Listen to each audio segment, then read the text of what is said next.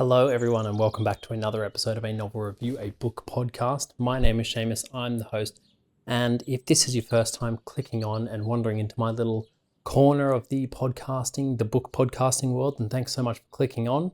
Today is I think a really good episode, a great one for you to join because it's rounding out April for the World Book Tour. So just quickly, if you're new here, the World Book Tour is something I'm doing this year where every month I want to travel to a different country through books. So far, we've been to Italy, Germany, and Chile, and this is the month of Japan.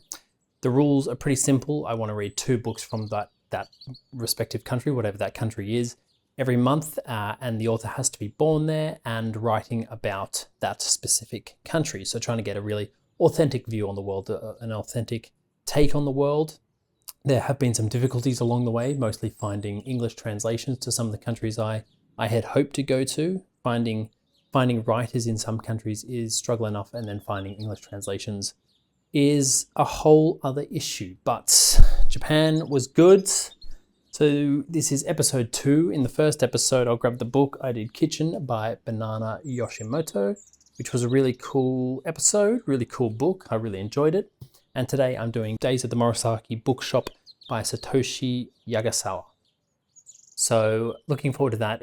I always look forward to the second episode, I think, a little bit more because the idea of the Book World Tour is that I am, trying to see if I can notice any similarities between the books, any similarities of cultural similarities or otherwise. So it's always, I think the second episode's always more fun for me because I get to compare the books instead of trying to silo them, which is what I have to do in the first episode. So yeah. That's what I'm doing today. First of all, I just want to say I hope we're all well. I hope we're having a good week, a good day, a good month. I hope we've got some good books on the agenda. I hope you got a nice cup of tea or coffee or something a little stronger if you need it. But mostly, yeah, I just hope we're all well. Thank you for joining me, and I really appreciate it.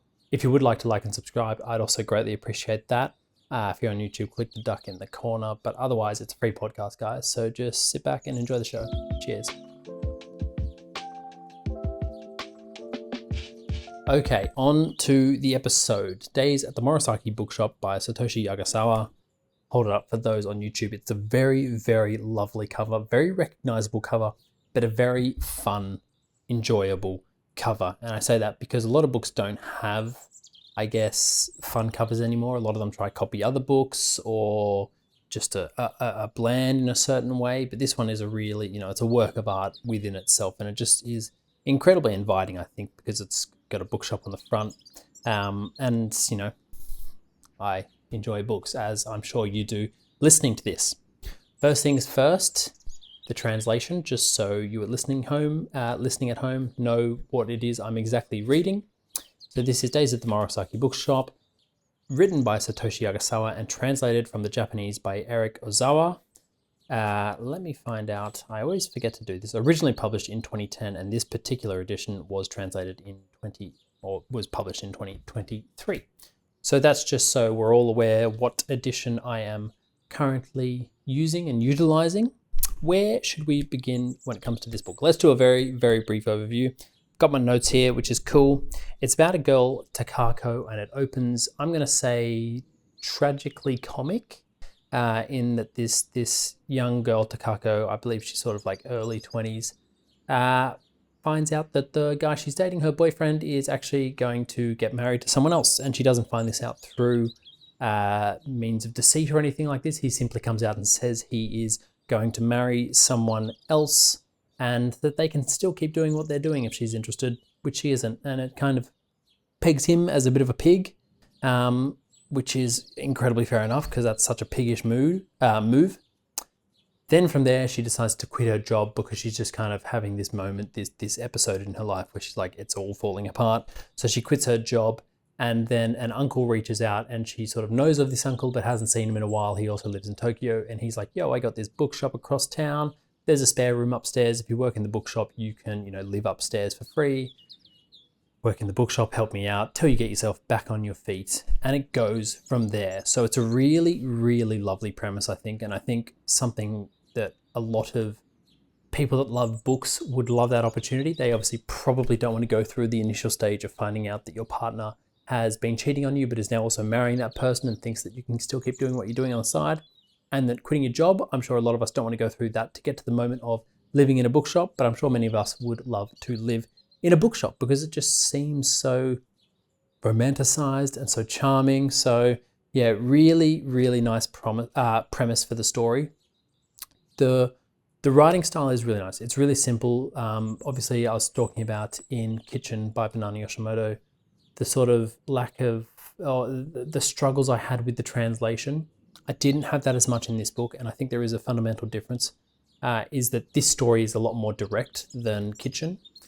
That's not to say it's bad at all. I just think it's a much more direct story in what it's doing, and therefore translating the book is probably a whole lot easier.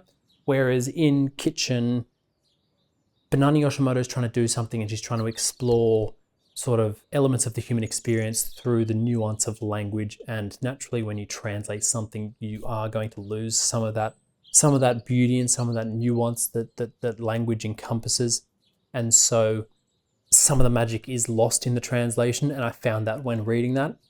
When I read Kitchen, I didn't empathize as much as I probably wish I could have with the story, and I do peg that down to a translation issue. Whereas Days at the Morisaki Bookshop, I just think it was a much more direct story, and therefore much easier to follow and engage with because it was simple, but it was really simple, beautiful prose that evoked a lot of meaning. And I just think it was, a better read for those reasons. That's not to say I necessarily prefer this story, because unfortunately, I can't read in Japanese, and have no real plans to learn Japanese either, to be completely honest. I struggle enough with one language.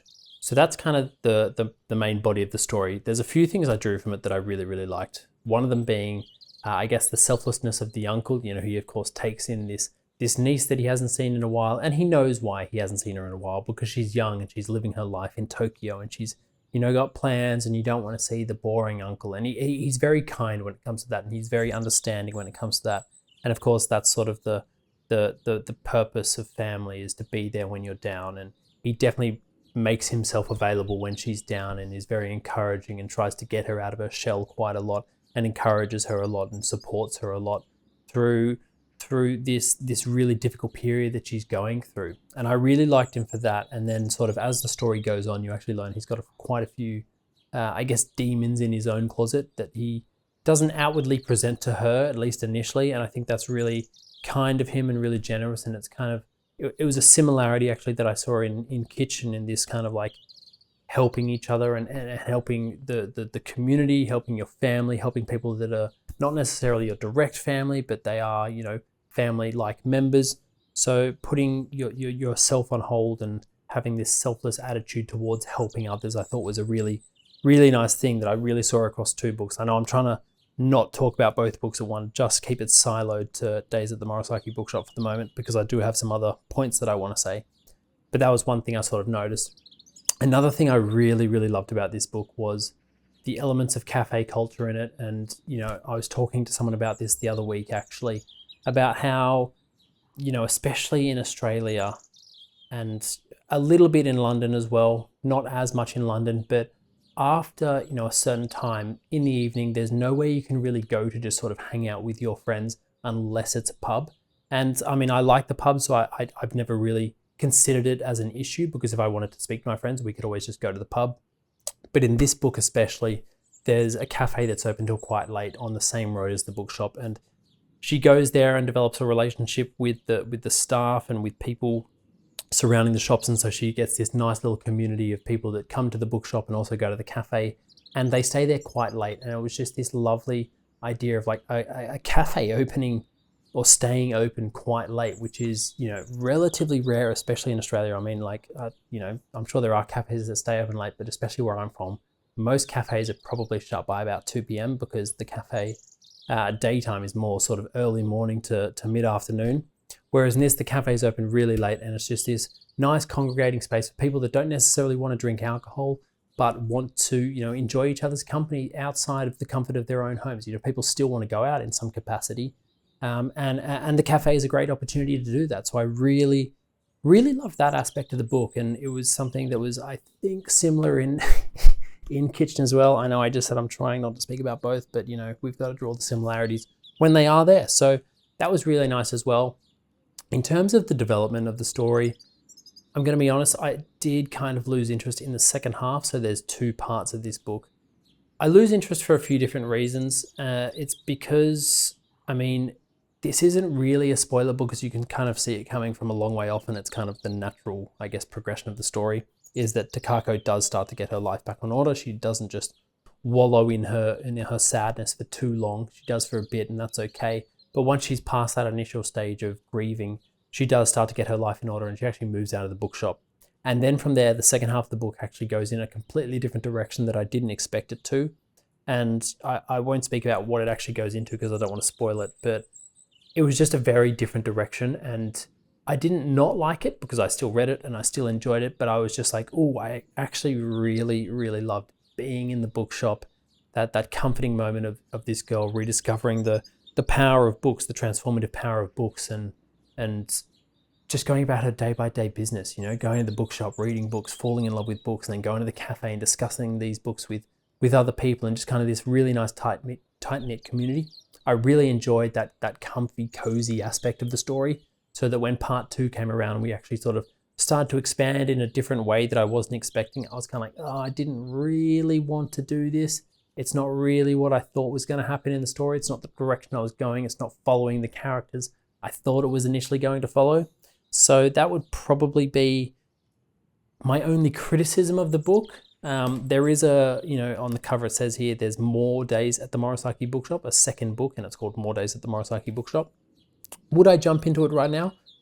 Probably not, to be honest. And that's not to say that I didn't love the book, of course.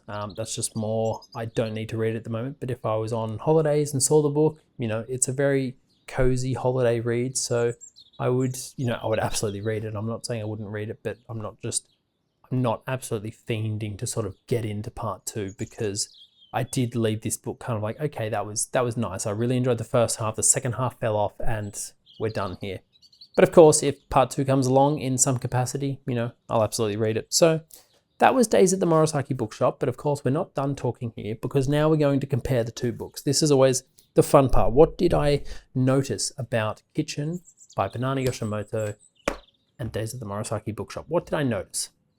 Well, for the first thing I noticed, they're both incredibly similar in length. They're both incredibly sparsely written and quite direct. I did just mention how I think Kitchen does lose some of the nuance in the story because it was trying to do something different to what Days at the Morisaki Bookshop was doing. Both open with a tragedy, which I did find interesting. So in Kitchen, her grandmother dies, and then in Days at the Morisaki Bookshop, as I said, her boyfriend is rubbish and she quits her job. So both open with a kind of tragedy, and both main characters get adopted by someone external. In Kitchen, it is a friend that's kind of not a friend, but is a friend, obviously, because he adopts her. And Days at the Morisaki, it's her uncle. So very, very similar starting points. What I then found was both characters found solace and found meaning through external things, but not really external in like social media or alcohol or drugs or sex or anything like that. But they found meaning through quite wholesome things. So in Kitchen, she finds solace in the kitchen. Days at the Morisaki Bookshop, she finds solace in the bookshop. And it's these really quite simplistic things, but I think really fundamental things to why we are the way we are and why we carry on the way we do. So I really kind of enjoyed seeing those similarities as I read the second book, and seeing the threads that are similar across both. The respect across both I thought was very evident.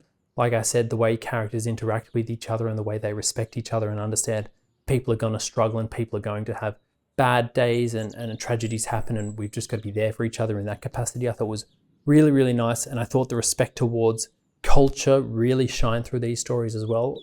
Japanese culture seems to be one very entrenched in respect, and respect for each other was really, really nice. I really enjoyed that. You know, the values of community and family and the respect that's clearly evident throughout both stories was really, really pleasant.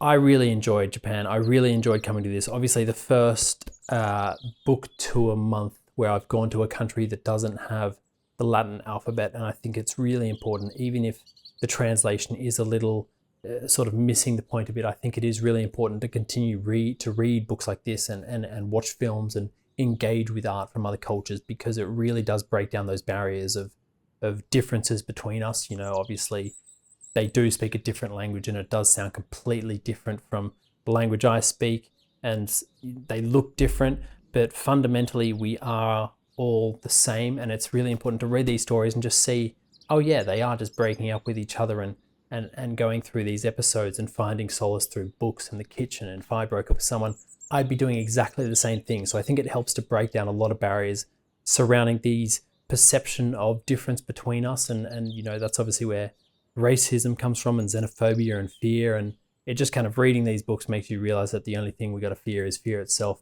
You know, it really just helps to understand different cultures in a way, and sort of understand them as their respective culture, but of course understand that their culture is, while it's different, it's not that different from ours. You know, they do find solace in the same things and they do enjoy the similar things. So I really enjoyed it. Days at the Morisaki Bookshop, Satoshi Yagisawa, Kitchen, Banana Yoshimoto, 2 books from Japan. Absolutely fantastic. Absolutely recommend it. What would I give Days at the Morisaki Bookshop out of 5? I'm going to give this a 3.7 out of 5, and I'm pretty happy with that. Okay, so Japan is done. April is done.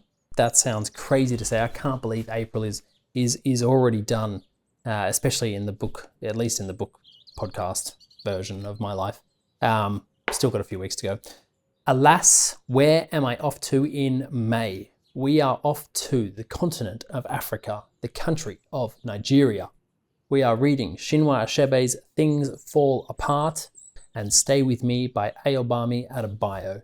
Really excited for this. Really, really stoked to find an African country with 2 authors that had translations. I did struggle going from country to country trying to find English translations for a few books. You know, it was quite difficult, but I came to Nigeria and actually found these books very, very simply, and had heard of both of these authors before. I just never clocked that they were both Nigerian. So really looking forward to this. I work with a Nigerian woman, and I told her, and she was stoked as well. And she said she's more than happy to help me with pronunciation of some of the names and places, because invariably I would probably struggle without assistance. So that was also really cool as well. And I'll probably quiz her on a few different things and try to get some insider knowledge as to what it's like living there, and see if some of the things that they're writing in this book actually strikes as true. So yeah, Stay With Me, Things Fall Apart, Ayòbámi Adébáyò, Chinua Achebe. Really looking forward to this month. It's going to be fun. Okay, thank you so much for listening to the end of the episode. I hope you enjoyed it. Please, again, 5-star reviews or like and subscribe, whatever is most convenient for you. But as always, just thank you so much for tuning in, and I hope you enjoyed the show. So I think it's time to end the episode, and I realized I didn't actually read any quotes from the book. So I'm going to finish with a little quote in honor of the uncle and what he did for Takako. So here we go. No matter how much time passed, I'd still be stuck. If my uncle hadn't given me the chance, I would have just been left holding on to these feelings forever.